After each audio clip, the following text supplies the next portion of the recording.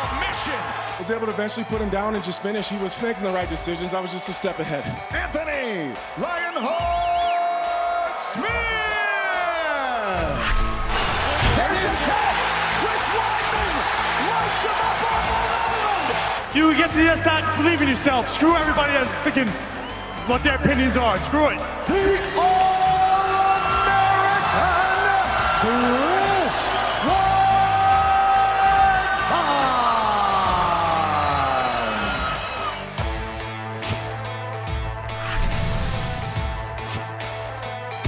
Welcome to UFC Unfiltered. Please tell me that's on video. I've never been happier. I'm made for a fucking podcast. We're dangerous. Listen to me, we're at it.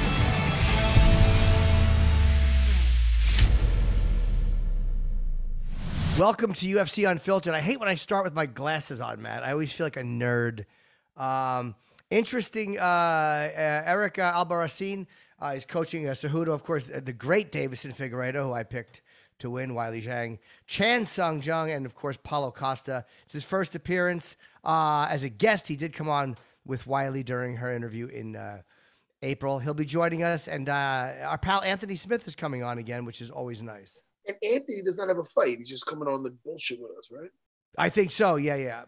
I think so. And I always love talking to Anthony Smith. So, Hey, Jimmy. Yes, buddy. Follow up before we get. Who's coming on first? Who's on first? Who's on second? And we have Anthony on first. All right. And Eric Albarracin is on second. So I went to get my arm checked out.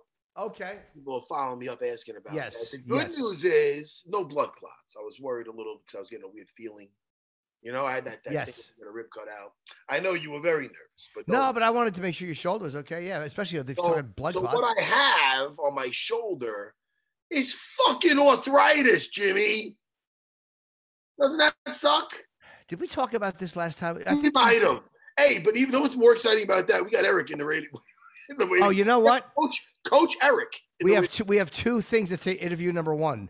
We have on the list, it says interview number one, Anthony Smith. And then it says interview number one, Eric Albarracin. So I thought that he was, I thought Anthony was first. I don't think they wanted either one of them to feel like they were number two. That's a great point. Let's do it, Jimmy. Fucking no, Jimmy. I roll with this shit.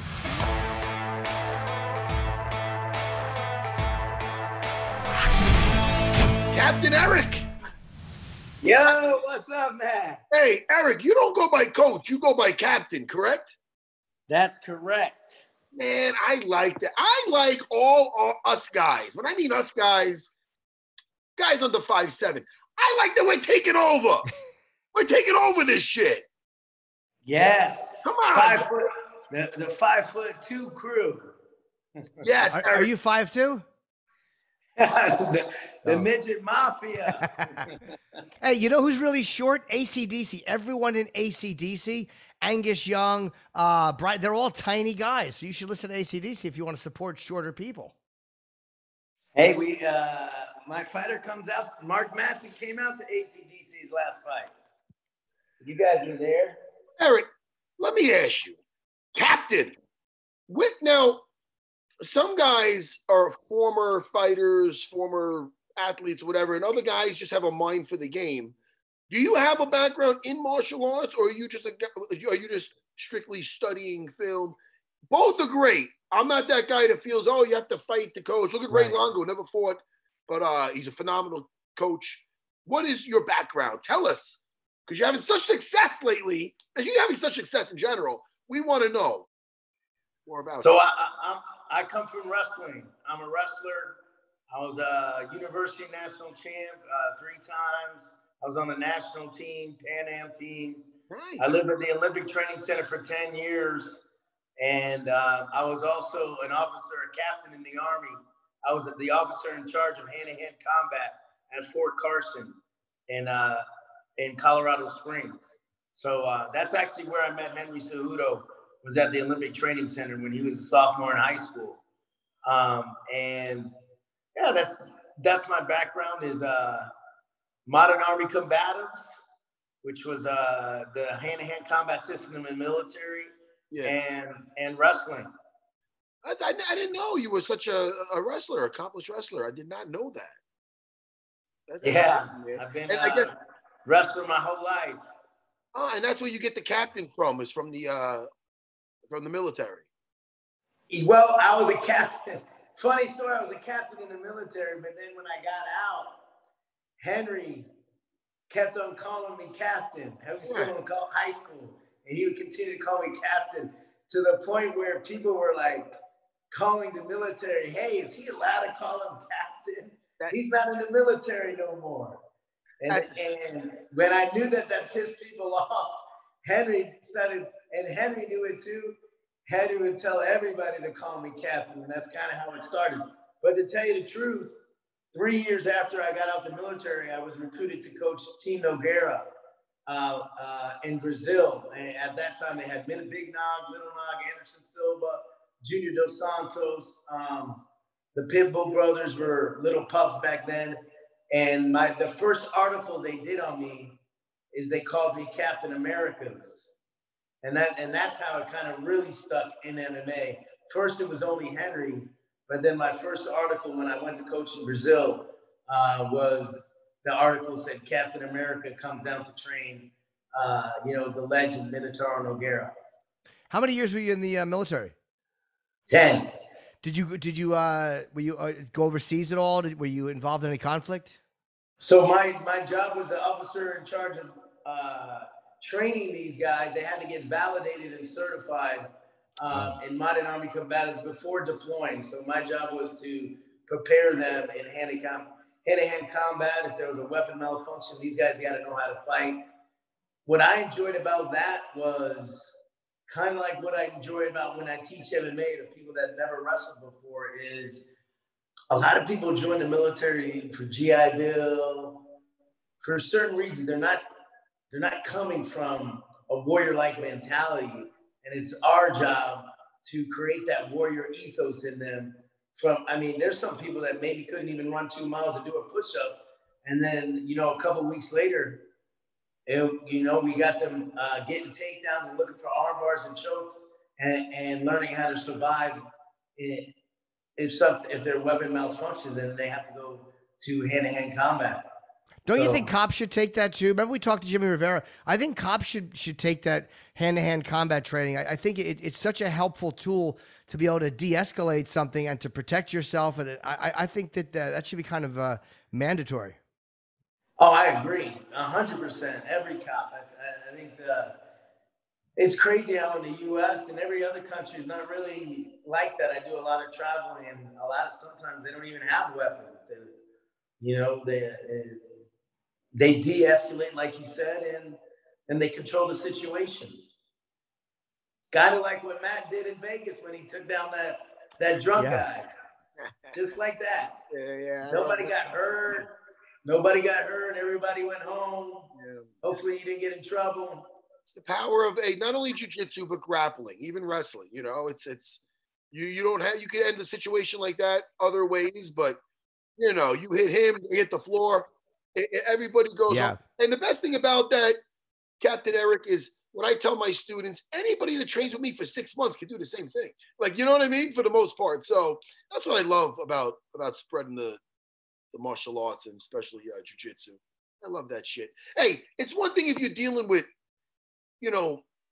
people who never fought before, and you got to make sure they have that mentality. Sometimes you got a person with that mentality, with a skill set, became a champion, lost the belt. I'm talking about Figueiredo.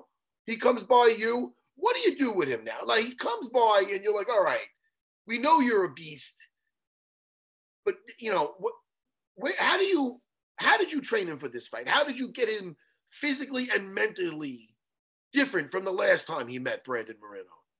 Well, I related it a lot to when Henry lost to Demetrius Johnson. We had to really transform him into becoming a better fighter. I took him all around the world. I went to Singapore. I went to Holland for kickboxing. We went to Thailand for Muay Thai. We went to Brazil for jiu-jitsu.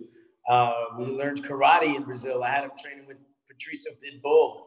And that's kind of really, out of all the places, the one that really helped him the most was Pitbull Brothers in Brazil. When him and Patricio, I just know when I put those two together, it was like combining kerosene and gasoline. It was like they both got better because Patricio was all warrior, and then he had to be a competitor. It's not, if you hit Patricio, he wanted to come back and take 10 punches just to hit you once. Yeah. You have to think about winning. And Henry was the opposite. Henry was about competing and make sure he get his hand raised. And once I got Henry to become half warrior and half competitor, and Patricio to become half competitor and half warrior, is when it came, when they both blew up and became champs, really. And kind of the same system we did with Figueiredo is, man, he's the god of war, but war is not just going out and banging. War involves tactics and strategies and subversions and intimidation and annihilation. And there's just a bunch of things that go into it. And that we got him to be a strategist and to be smart and cue words. And the other thing was his nutrition. To tell you the truth, a lot of it came down to nutrition. His diet, because the week of the fight, in the second fight, he was 30 over. This week, he was 9 over. The week out, he was 9 over, 20 pounds less. And we hounded that down his throat for literally 12 weeks. And I told him the story about Henry. I said, listen, Henry would always cheat on his diet. But then when he lost, there was he had a chip on his shoulder, because there's a reason why Olympic champions don't come into MMA. They have to slide down a mountain and start at ground zero. If you're not that good in wrestling, or maybe you took an All-American 5th, 6th, and you don't have to slide down the mountain. You're not at the top of the mountain. It's a small slide. Slide down a little bit to come up. To be this high and want to go all the way down to come back again, there's almost nobody that's willing to do that. And Henry was, but he didn't have the chip on his shoulder. He had nobody to beat him. He was, I'm the best already. And when he lost to Demetrius Johnson, and that means he could cheat on his diet, because on Monday he could run it off. And then he'd really get serious about the last 2 weeks. And then the last week, he still had to cut 20 pounds. But when he lost to Demetrius Johnson, he stayed dead. He never cheated once on his diet. And that was the big difference. If you're only losing 10 pounds the week of the fight, the cardio is going to be there. You can go all 5 rounds. And I told that story to Deiveson. And I said, you have to do this. You cannot cheat on your diet. And we're going to work on your cardio. We're going to take you to Neuro Force 1. When we took him to Neuro Force 1, he was at the absolute zero, bottom of the barrel on every test they did. Every test. And in 12 weeks, they said he surpassed everybody. They said he was the greatest camp they've ever seen. It was epic. And they've done 51 athletes, including Henry, including Pitbull, including Paulo Costa, Olympic champion Helen Maroulas, all the wrestlers at ASU, a bunch of Olympians. Figueiredo surpassed all of them as far as improvement in all areas.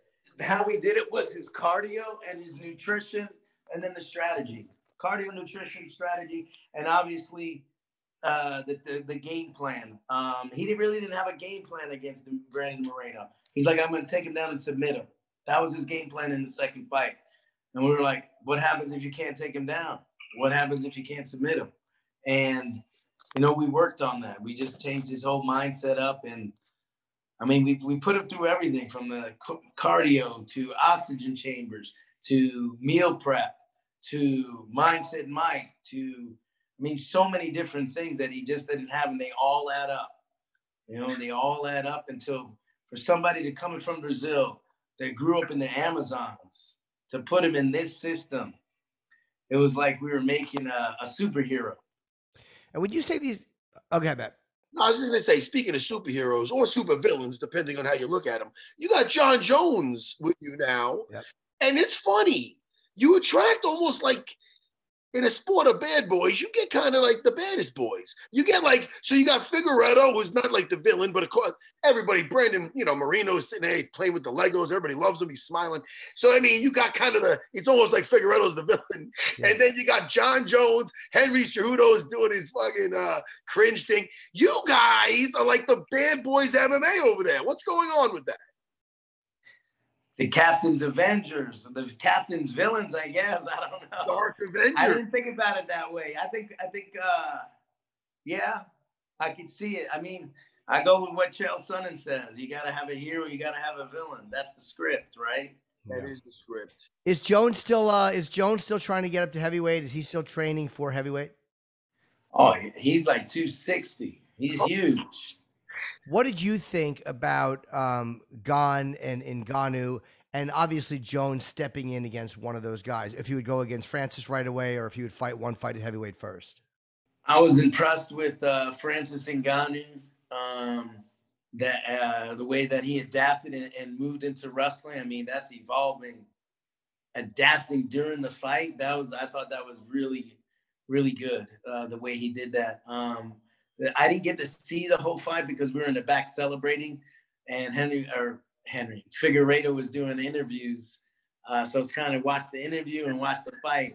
But I saw that he was doing a lot of wrestling, and I loved it. I mean, I could tell you that when Francis first came on the scene, we were in Denver. I think it was his first or second fight.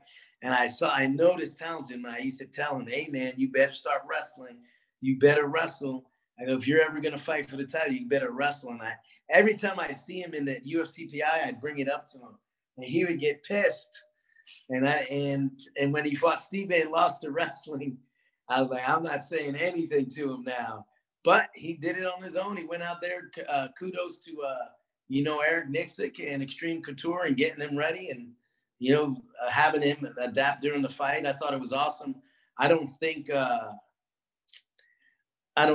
John Jones is superior in the wrestling area. I can tell you that. Striking, strategy, champion mindset. I think John Jones, he's got it all in all those areas. I think he has an advantage in all areas. Yeah. And by the way, were you surprised I thought Figueiredo won the fight, but there were a lot of people that thought Moreno won. I was kind of surprised. I thought Figueiredo did the most damage. Were you surprised that a lot of people thought Moreno won that fight? Very surprised because of the knockdowns. In my opinion, you get a knockdown, that's it. It's 10-9. It's 10-9. I knocked you down. I mean, in boxing, it's 10-8.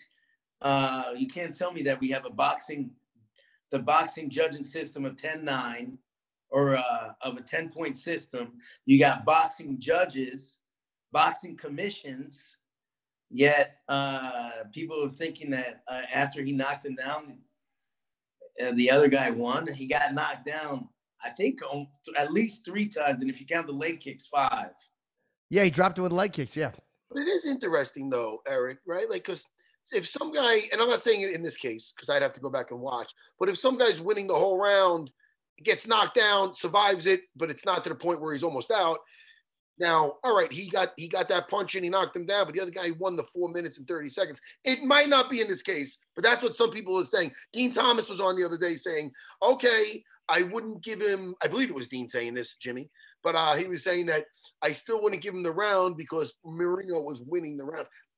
I'm just saying, what do you think about that? Somebody who's winning the round, or does the majority of the outstrikes his opponent and then gets one big shot, and does that even the playing field, or is it automatically a 10-9 then? When it's my fighter, it is. Yes, Eric. I mean, yes. Yeah. I can tell you the truth. That's exactly how I felt. I saw 10 as soon as I saw that knockdown in the second round, and then he went for the Darce choke. I automatically thought we were losing that round, but then after that night, all right, we won that round. There was no doubt in my mind that we did not win that round. And then even in the fifth round, when he got that knockdown, that straight right, and sat him to his butt, we won that round. Yes, damage. It's damage. I mean, why wouldn't it be? It's the same in boxing. Yeah. What did Brandon do differently? Did you notice anything different? Sorry, Matt. Did you notice anything different in Moreno in this fight? Yeah, I thought he was that spinning back sweep kick was different. On the cage, he was doing from the over-under position, he was putting the hand right up the crotch, which kind of like stalls the fight out. Yeah. And it's hard to really move off the cage in that situation. Jimmy loves the crotch work. Well, it's delightful. His boxing has always been on point. I mean, we've known Moreno since 2015, and I think Moreno's biggest asset is everybody has underestimated him his entire career. I underestimated him when he was here at Fight Ready. I remember how it went down.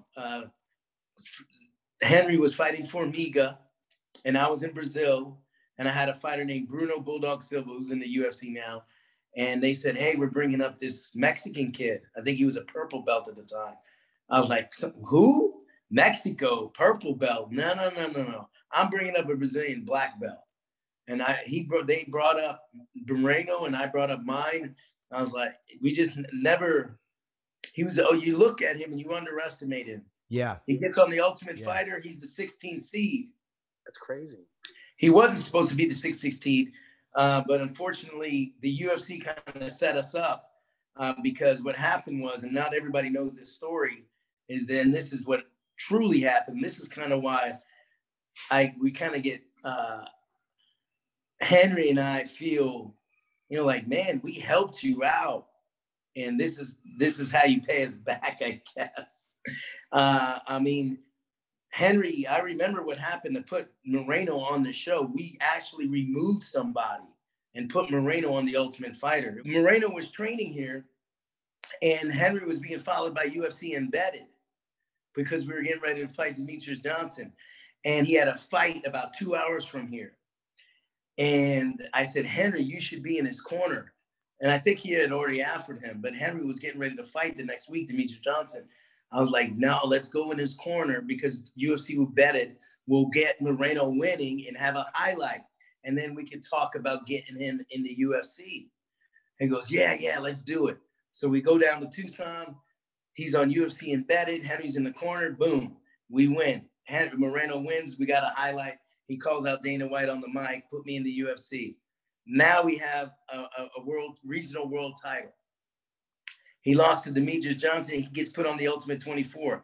Well, Moreno has a world title, but they didn't pick him to be on the show, the top 16. So I said, wait a minute. I go, Henry, you don't know how much power you have. And the Ultimate Fighter Brazil 2, Minotauro was the coach, and we did this. Someone got hurt on the show first week, and they wanted to pull an alternate in. The UFC had an alternate, but I said, no, Minotauro, we want to bring our own fighter because I don't think we can do it. I go, yes, you can. Ask Dana White. Dana White says, because you're a legend, Minotauro, you can bring your own fighter. So we go to the Ultimate Fighter, and I said, Henry, you can do this. I've done it before, the Ultimate Fighter Brazil. Put your foot down and say you want Moreno on the show. He put his foot down, and they took somebody out of the hotel that was already there and put Moreno in. The problem is we didn't know the seeds on the day to choose. So I said, Henry, from a coach's position, if you were to pick Moreno and let's say he's ranked, we knew he wasn't 16th seed. We knew he was very good at this point. But nobody else knew. So I'm like, he's going to be around 11 or 12. I was like, let's pick him second.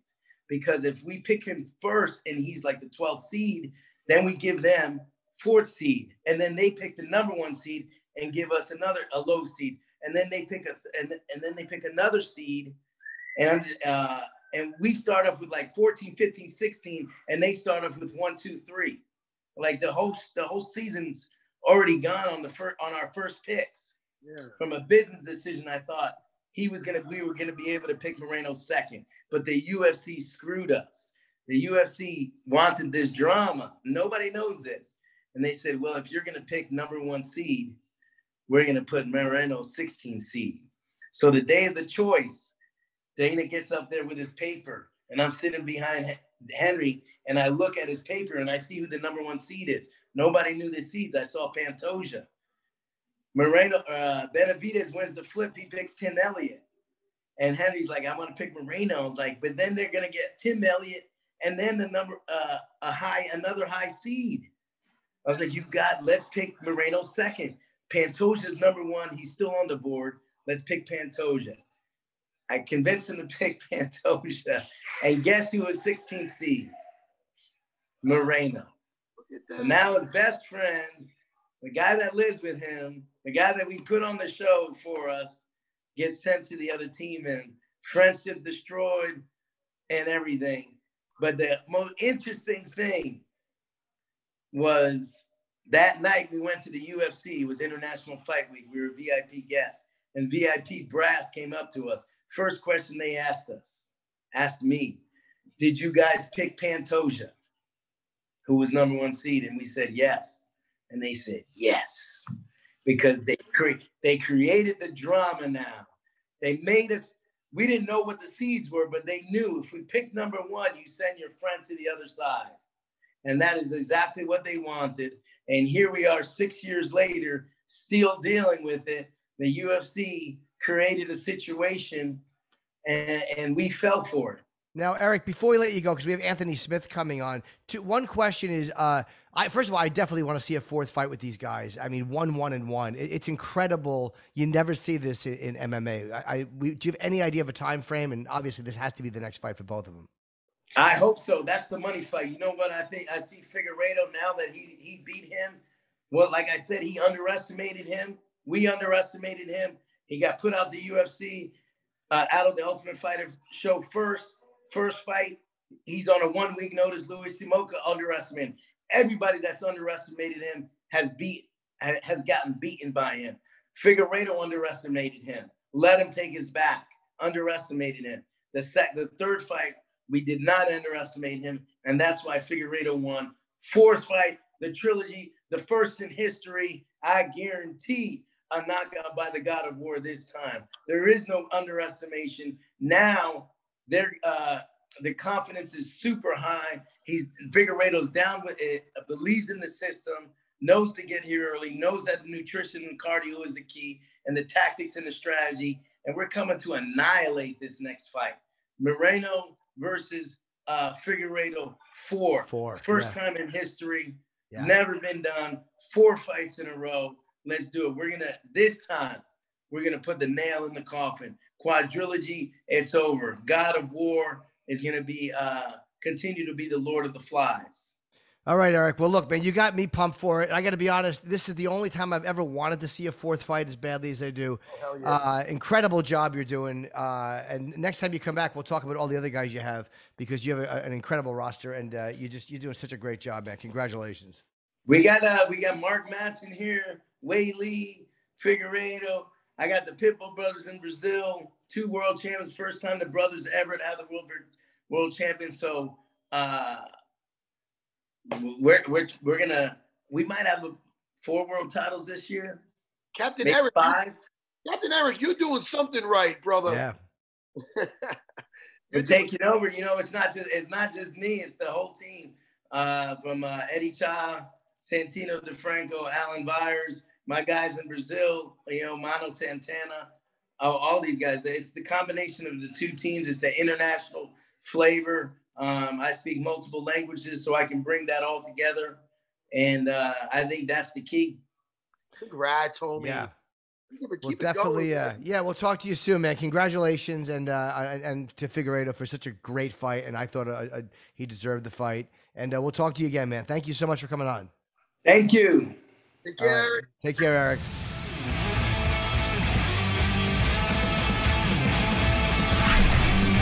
How long have you had that setup? You have a good mic and everything like that. What are you doing now that you have that great setup at home? I've had this since I started the SiriusXM show. So, going 2.5 years now. Oh, you know what? I just haven't seen you use it, or if I did, I forgot because my memory sucks. What is your SiriusXM show? It's channel 156 on Tuesdays. It's Fight Nation. So yeah, it's a lot of fun. RJ Clifford's my co-host. Who is RJ Clifford? It sounds familiar. He does some of the production stuff. Like he's with Megan and Lorosenko a lot. He stage manages for the pre and post shows for us a lot of times too. Hey, let me ask you something, because Jimmy was bringing this up, and he, out of all the Van Damme movies, Jimmy goes, "Why Lionheart? It's the worst movie," and he's got the nickname. He goes, "Why can't it be Anthony Hard Target fucking Smith?" But no, he picks Lionheart. How did you get Lionheart? Hard Target is probably one of my favorite Van Damme movies, with their shitty New Orleans accents. And I liked Hard Target. I don't remember it. I've never seen it. Jimmy. What, Matt? I'm sorry. You got to watch it. You got to. Hard Target? What's that? No, I've never heard of it. Oh man, you got to watch it. Anyways, the Lionheart thing, it's less about the quality of the movie. I do like that movie a lot, but I was an amateur. It was probably like halfway through my amateur career, and I was fucking trash, dude. I was terrible. I would just get the shit beat out of me, but I was okay at jiu-jitsu kind of for that level. So I would just take beatings, and then I would catch like slick ass submissions like towards the end of the fight.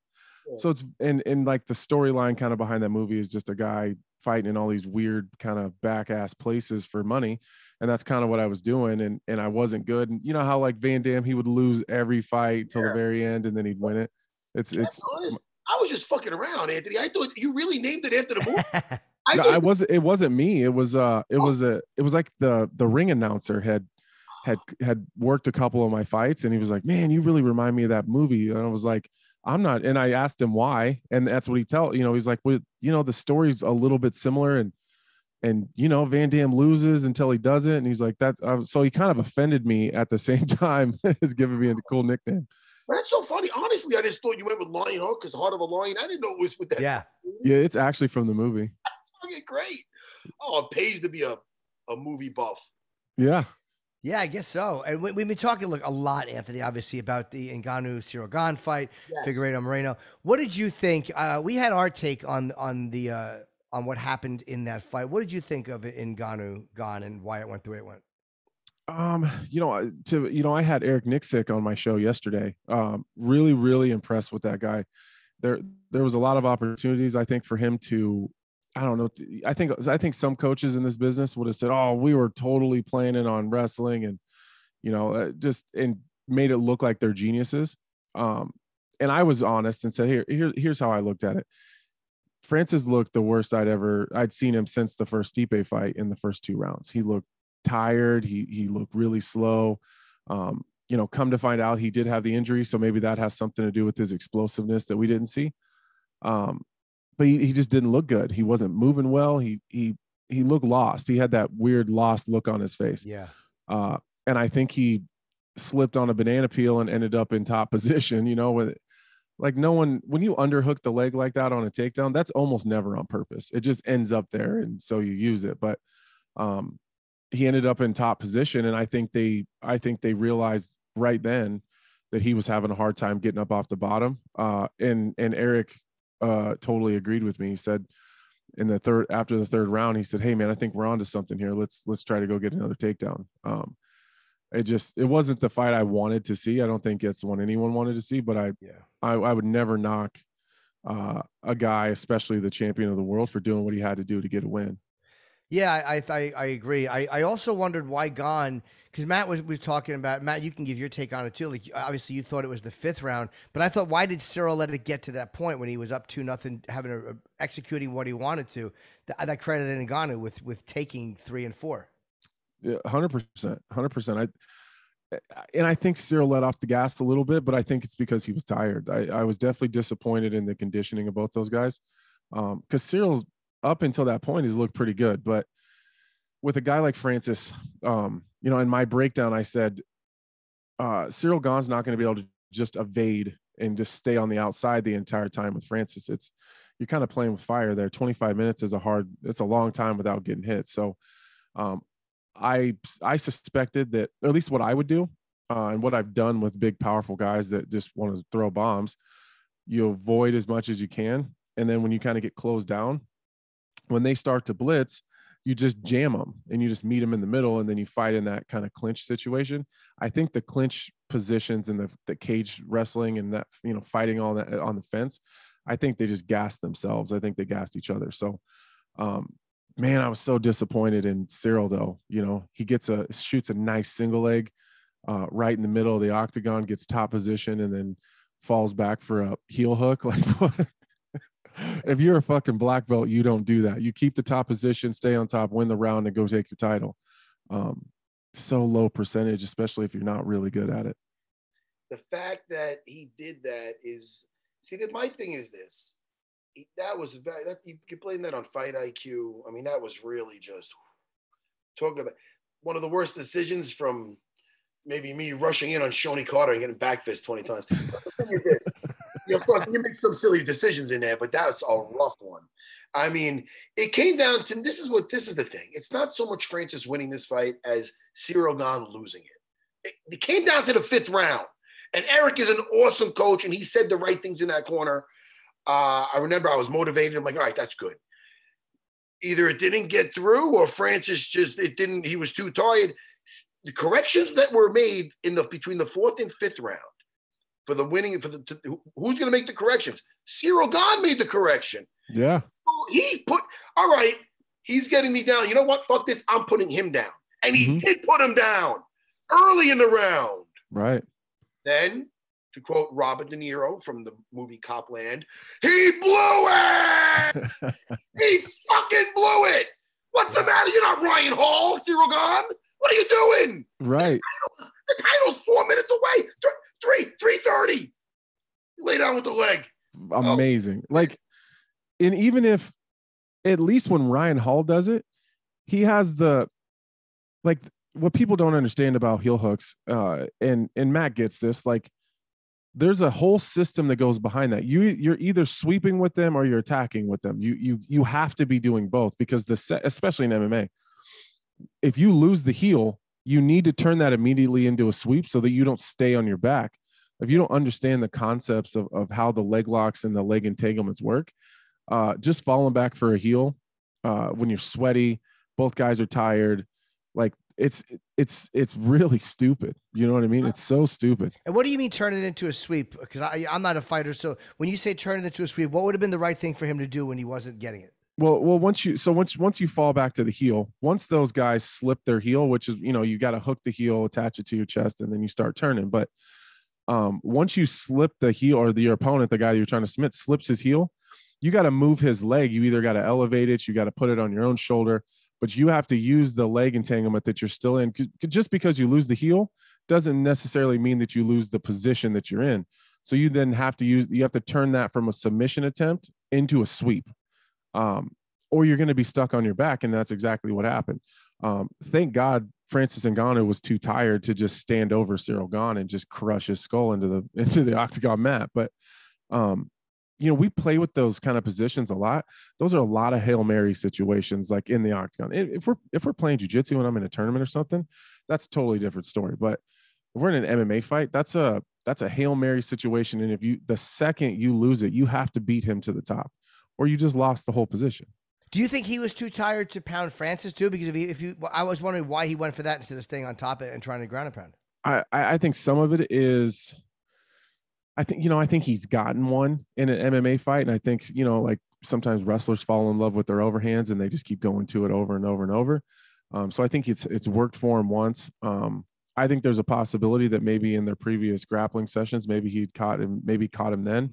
But I talk about the home run mentality all the time. And that some of that comes behind fear. Like guys just want to get out of there so goddamn bad that they just make terrible decisions. Like mentally, if you're to say, all right, there's a 30% chance I can finish this heel hook, but there's a 70% chance that I can hold him down and win the round for 4 minutes. That 4 minutes feels like a lifetime. So sometimes I think people will decide to take the chance to try to get the finish rather than take the hard road. That's probably more likely to win you the fight, but it's really fucking hard to do. If it's a lifetime for fucking Ciryl Gane on top, it's an eternity for Francis on bottom. For sure. Fucking dead. And he showed no glimpse of getting up. It's None. not like, all right, got down to the 5th round. Oh, he got that underhook and he got on top and he wins the fight. No.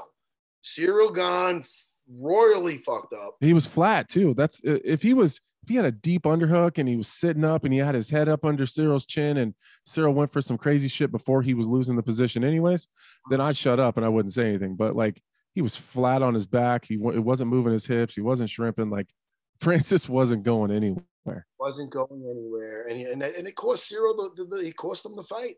Yeah. Well, and then you see these people online saying, "Well, no, Francis Ngannou it was a scissor sweep." Like, get the fuck out of here. Who said that? I see it. Honestly, I had a couple callers call into my show telling me how crazy I was because I said that it was Cyryl's fault for giving that position up. Like there's a lot of people out there that believe that was a Francis Ngannou scissor sweep. Well, I mean, who's that? Yeah, yeah. No one that knows what they're looking at. For white sure. belts? Yeah, right. Who's watching that? Crazy. No, man. I listen again. I would like to see those guys go at it again eventually. I hope Francis sticks around and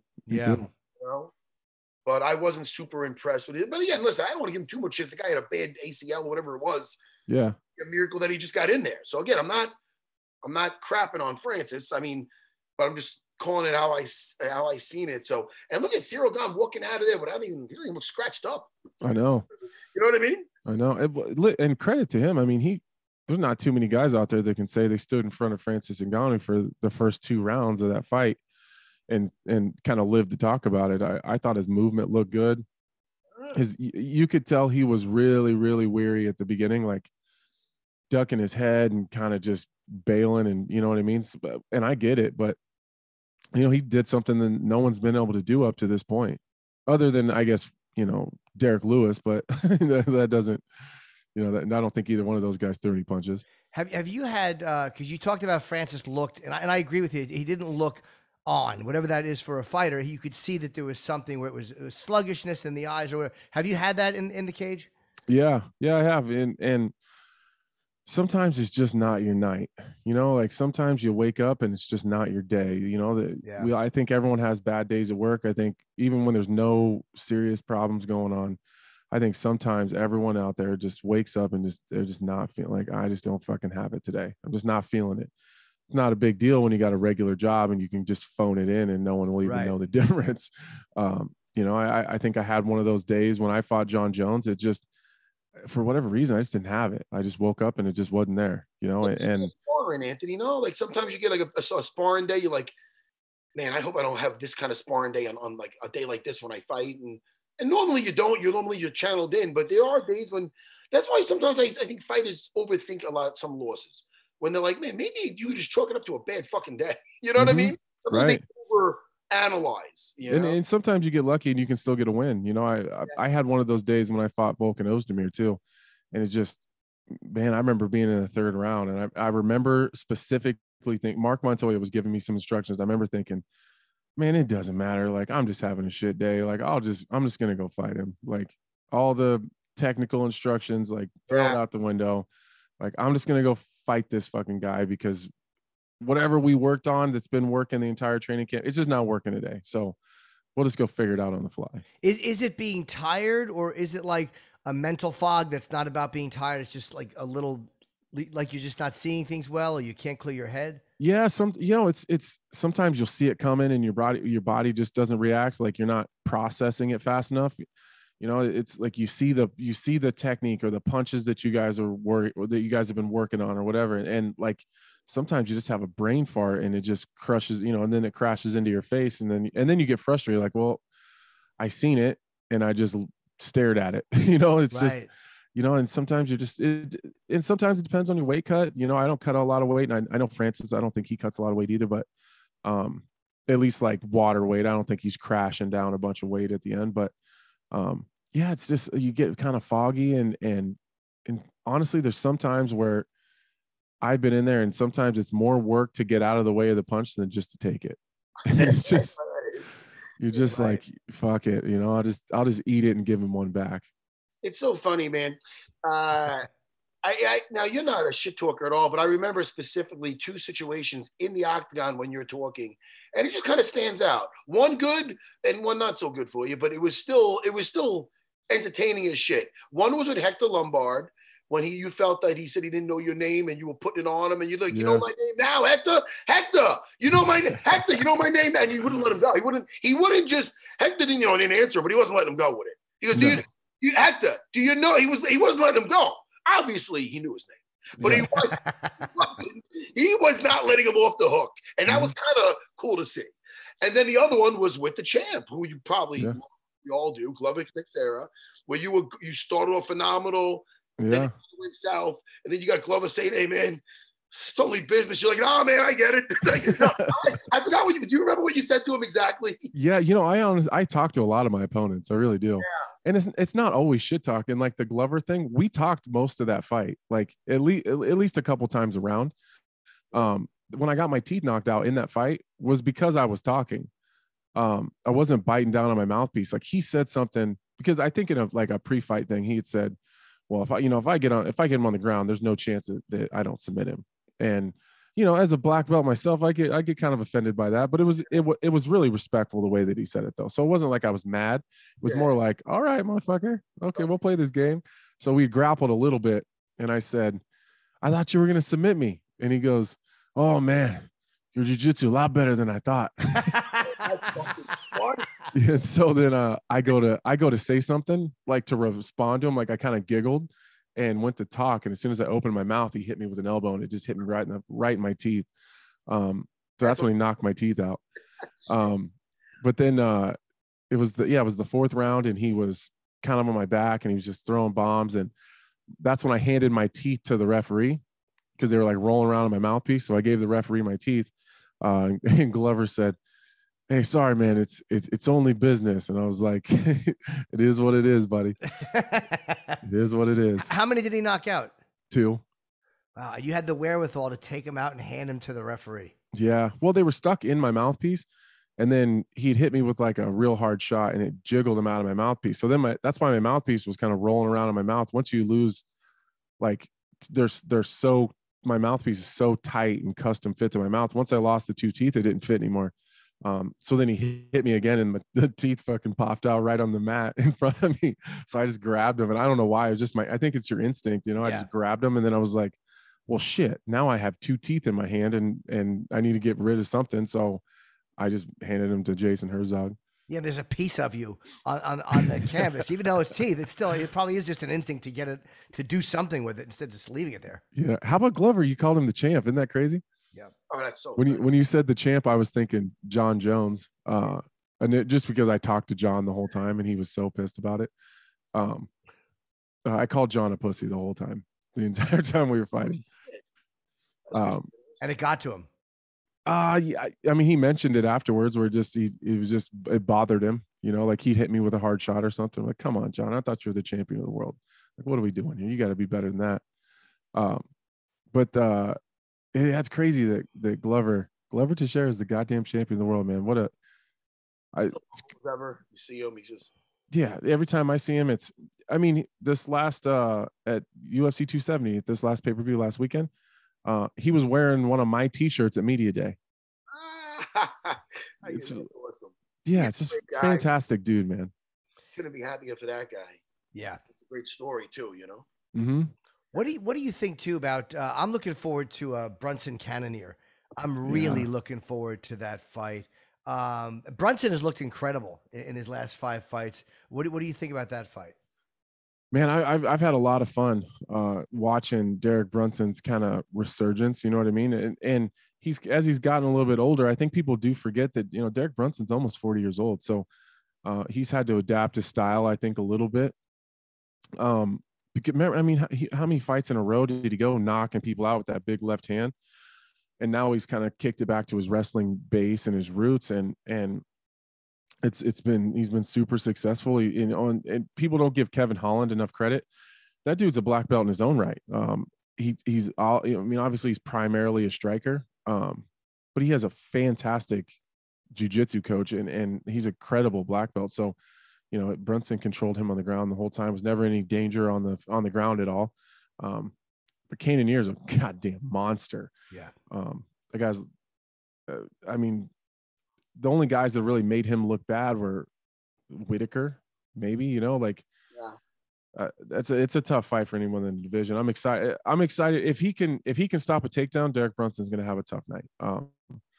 It's gonna be a lot harder than I think he expects. But God damn, that dude, he doesn't get turned away on takedowns very often. So, and I think Cannonier's so big and muscle bound. If Derek can get a couple takedowns early and take some heat off of him, I think he can cruise to a decision after that. They wanted us to mention too, before we forget, a co-host on Bisping's podcast. Now, are you going to be doing that temporarily or permanently? I think right now I'm going to do one episode a week permanently. That's great. With Bisping. God damn, that thing is so much fun. Like, Believe You Me. Say what? Believe You Me podcast? Yeah. So Bisping, he's been doing like kind of like guest host spots for a while. Rotating, and he's been just rotating them, and his kind of fan base and viewers have really enjoyed when it was him and I.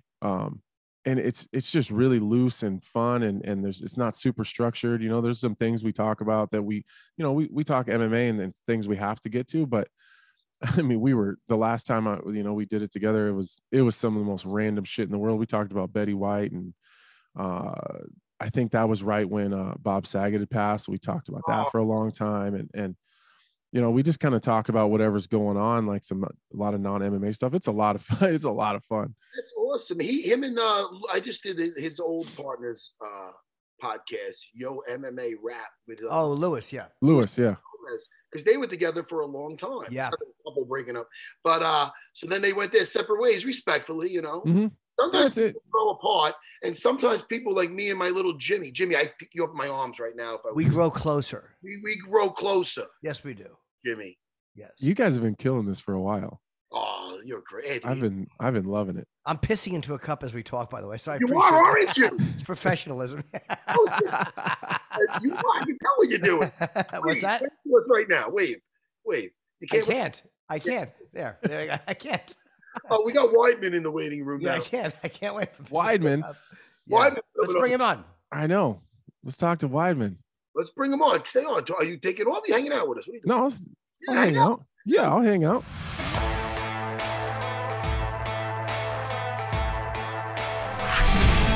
There he is. Hey, what's up? What up, dude? Come on, man. I'm chilling. How are you?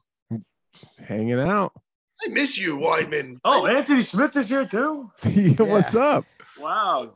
I expected Norton and Matt, but Anthony, I didn't expect. This is great. Special guest appearance. All my buddies. You guys are buddies. Weidman, I miss you here in Long Island, buddy. It wasn't the same. We went to Eddie's. Me, Vellante, Ray Janelle, Longo. I go, we're missing somebody here. My heart. That's what you started with? I was jealous. And Vellante had to post that Instagram. He had to post it, and he wrote something about me missing you guys. Yeah, I missed that, man. I missed that. I mean, to make me okay with it, I mean, how many times a year were we really doing that? To make you feel better, we only do it 2 to 3 times a year. We don't do it too much. Is that too much we do it? That's a lot. That's a lot. we do it maybe 2 times a year, maybe once. But I'll tell you, next time you're in town, we're going to do that. Look at this, though. Look at this painting. Look at you. That's from Medellin, Colombia. And when the gang wars were going down, and when I just went there to bioaccelerator for stem cells.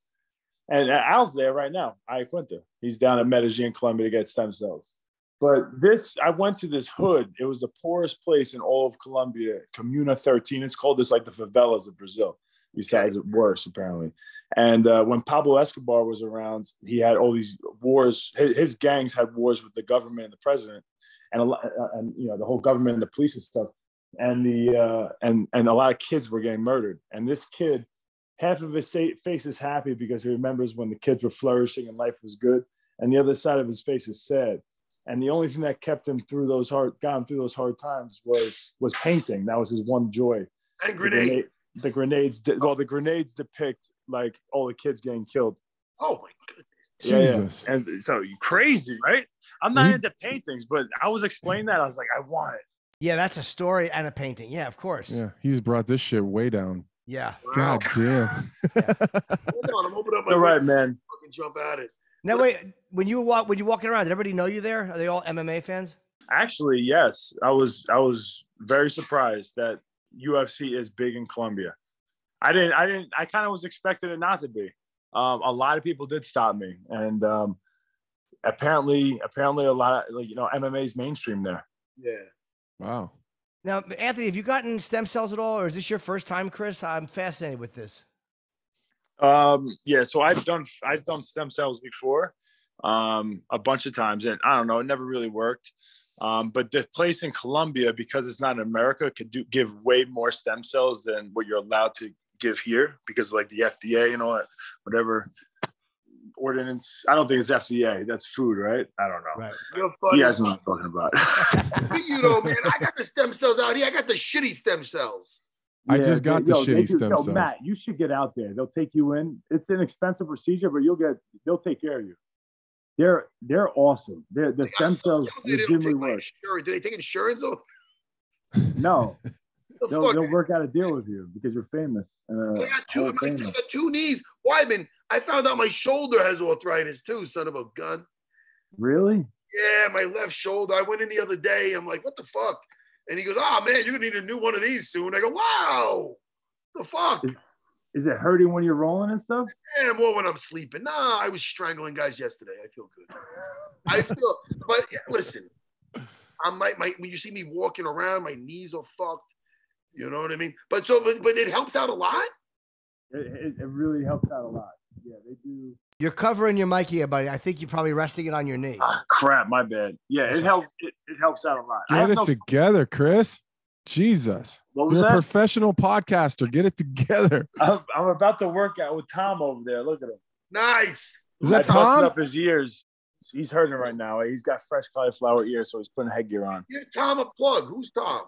Tom Lane, undefeated professional mixed martial artist, all-American wrestler from Long Island. I met him. In he did the ring combat. Yeah, he was in the locker room. Hey, Weidman, you need to remind Tom that he never took me down the whole time. Remind him. He knows. Tom, you never took down Anthony. Yo, he's not ready for this type of level of podcast. This is intimidating for him. He can't get a word. He's stumbling. I feel bad. I'm not going to point the camera over there again. Weidman, is he fighting on the 18th with Bro, I need someone on my podcast. This kid won't even come on my podcast. I'm stuck this week. I'm like, Tom, come on the podcast. He was like, I'm not ready for that. No, it's like a kid who don't think he can swim. You got to throw him right in. Yeah, I know. What the hell did I just ask you? Somebody bring me back. I don't fucking know. Anthony, you said you took stem cells. What you said you got the shitty stem cells? Yeah, I did. I got the shitty stem cells. I was supposed to actually. Chris put me on to his Colombia spot. But when I was getting ready to get mine after my last fight, I was hurt. My wife was still pregnant, so like she was due at any time, so I couldn't just jet out and go to Colombia. So I just had to get the ones here, and then I ended up with staph infection. That's why I've been out so long. Are you kidding me? Yeah, from the stem cell injection? I don't know if it was from the stem cell injections. It was. I had we did PRP, then we did the stem cells, and then because I was already going to be out 8 weeks, they're like, well, let's just go in and do this scope and clean up all that bullshit. And then a week later, I had a wicked staph infection in the joint. So then they had to go back in, clean it all out, flush it, trim all the infectious material. And then I was on IV antibiotics at home with my wife giving me IV meds for 6 weeks. Are you kidding me? It was awful. I know you had to get USADA approval on the IV, which is crazy. Dude, I had this PICC line like a port in my arm the whole 6 weeks. So then I was trying to travel, and I was still working the desk for the UFC, and I had syringes and flushes and all these meds, and I had to travel with. I was using my wife's breastfeeding little cooler bag thing to keep the meds cold, so it looked like I was traveling with breast milk everywhere. Fucking ridiculous. Jim likes that. Jim, yeah. I do anyway. I travel with it casually. Yeah. Wait, PRP, is that when they do something to your? What is that? Is that when they do? So they spin the blood a little bit and then put it back in? Yeah. They take the blood and then they do some fancy shit. They spin it, and then something with the platelets, and then they re-inject it into the injury site. I've had that done to my dick. I've had PRP on my dick. I swear to God. Because Are you serious? Oh yeah, 100%. You go to this place and they kind of give your dick like little zaps, and it helps give your dick more sensitivity. Because mine, both trust, I had fingerprints in it. It was just no good anymore. But but these, but I'm telling you, this gives you more sensitivity. It actually helps. The PRP, I almost vomited when they put the needle in, but it does actually help. So speaking of that, I have a buddy, and I'll keep him nameless for now, just because I think he might be embarrassed to go in public. But he's an older dude, and he went to Colombia. He got the stem cells in his penis. He was struggling for 10 years or so, where he had to take Viagra or something like that to get it up. He goes, since I got that stem cell injection, I haven't popped one of those pills, and I am like a 13-year-old boy all over again. Really? Let's bring up the 16-year-old boy. It sounds better. Hey, now let me ask you, Weidman, when you go over there, is it all right? You get off the plane, you go to the place, they just like get a needle, and they just shoot you full of shit. I mean, what do you do? I mean, what is that? It? I mean, no, so it's almost like a wellness vacation. You go there on a Monday, you have to stay till a Friday, and you do massages, you do hyperbaric chambers. They come to your room that's attached to the actual office. There's a hotel that's attached to it, and you walk over, and it's beautiful. It's in a beautiful, very safe part of town. And they walk you from your room to the office. They take care of you in there all day. You see tons of different doctors. They'll inject basically anything that you need injected. Anything that's ever bothered you in your career, you get injected. Anything. They do hair. By the way, they do injections in the hair. You might have new hair. They do your face. Hair. They get rid of wrinkles, and it's like the strongest, best stem cells you can get on the planet. Well, what are normal like stem cell injections like in the States? What is it like? 10,000 stem cells per injection is like what it's capped at. Yeah. But in like Colombia, it's like 10 million per injection, right? Yeah, per injection. You end up getting, I don't know, I think I got close to like 300 million cells throughout that week. Wow. Because you do multiple injections and stuff, Are they grown or are they from somebody? Doesn't that freak you out, like getting somebody else's stuff in you? They have like, they have volunteers, and they pay the women, I believe, that usually between 21 and like 31-year-old women that have a baby, and they donate it. They donate their I think placenta, maybe umbilical cord. It's umbilical cord, right? It's all like cord. It's like embryonic stem cells. Yeah, it's like the best stem cells to get. So they make sure that these women are very healthy and just did everything right. I tried to tell my wife to let me keep her umbilical cord, but she told me to fuck off. She told me to stop asking stupid questions. To eat it? People eat it. They do. They like eat the placenta. It's weird. Yeah. I had no interest in that. Yeah. Listen, sorry. We're talking eating placentas. Hey, fucking Weidman, how strict are they there? If I go down there and go, hey man, I got my 2 knees, you can fix my shoulder. How much to grease you to supersize my cock? Wait, yes, you could do everything. You can do that? Say, listen, do we get a special deal here? I got my 2 knees, the shoulder, how much to fucking get a baby arm? Have this fucking thing. Sorry, guys. Just keep plugging BioAccelerator, show them some love, and I think we'll make it happen. All right. Yeah, well, look, before I let you go, when they shoot the dick, how many, my shoulders are fine. When they shoot the dick, is it 1 needle and you go home, or are you there for the whole week like that? No, apparently on the dick, it's just 1 shot. But they part of the whole process is that you got to be there all week, because they do a lot of things to help bring down inflammation in your whole body. Oh, okay. Yeah. Okay. I want in and out. Yeah. You're stuck. My TOT shot. Yo, Matt, you got great food. I go, which cheek? Which cheek? I got places to be, Doc. They got good food there too, Matt. Yeah? Really good food. Really good. No GMOs. It's one of those places like you go to Italy and you eat whatever you want. You could have pastas.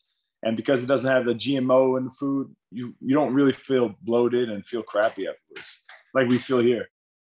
Colombia. And there's good-looking people there, too. We should just take a team trip. I don't even look at things like that, Madam. Me neither.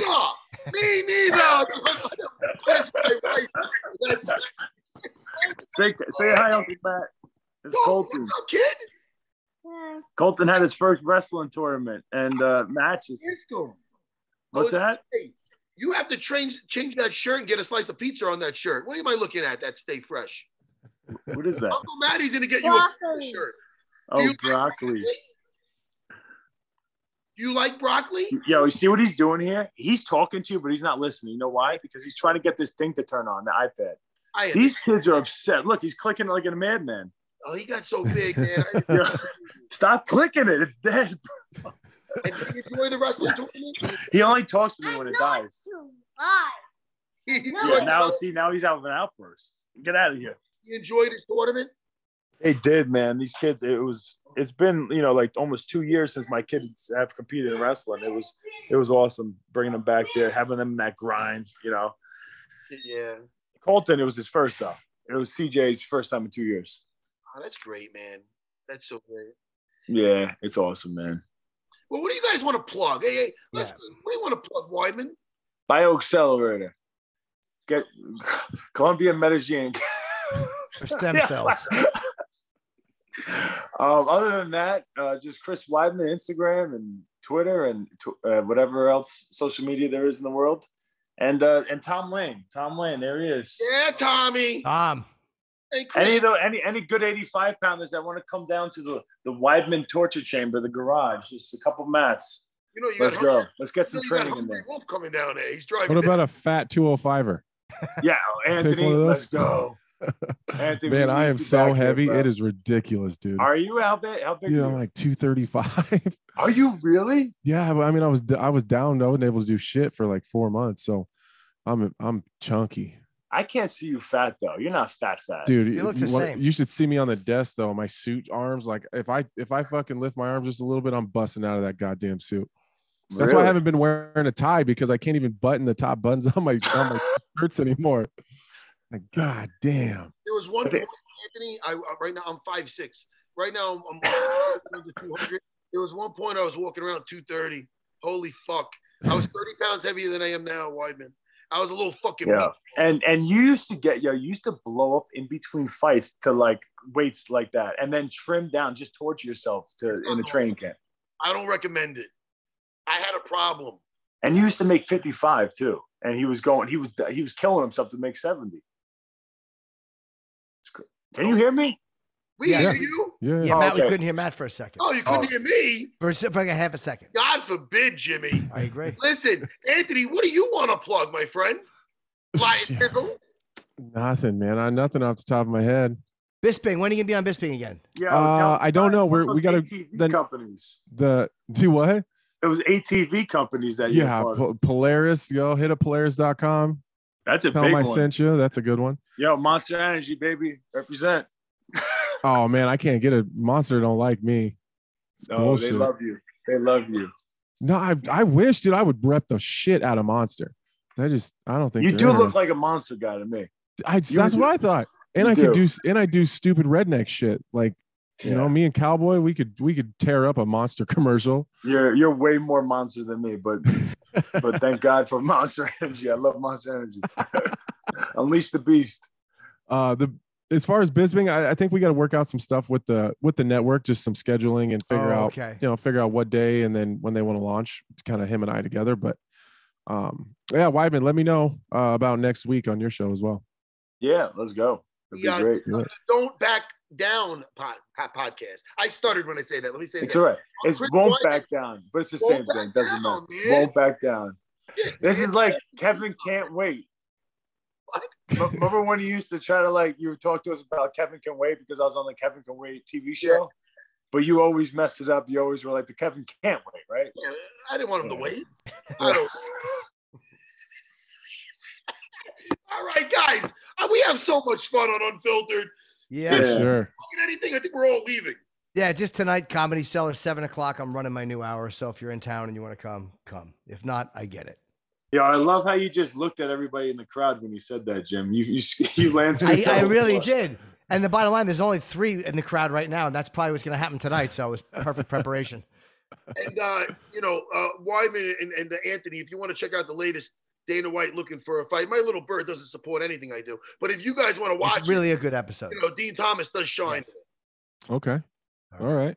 Oh, 100%. When are you gonna? You know what? I'm just saying. I think a special appearance by Anthony Smith and Chris Weidman should be in the books. Hey man, Bisping was on there one time, and we had a blast. That would be so I much like fun. that, Anthony. I'm telling you, I got to be a team for both of us. You're an idea guy. You're an idea guy. You had a perfect opportunity to plug all your shit, and you're like, well, I don't know, monster. Won't back down. Won't back down. My podcast won't back down. Let's go. There we go. The best.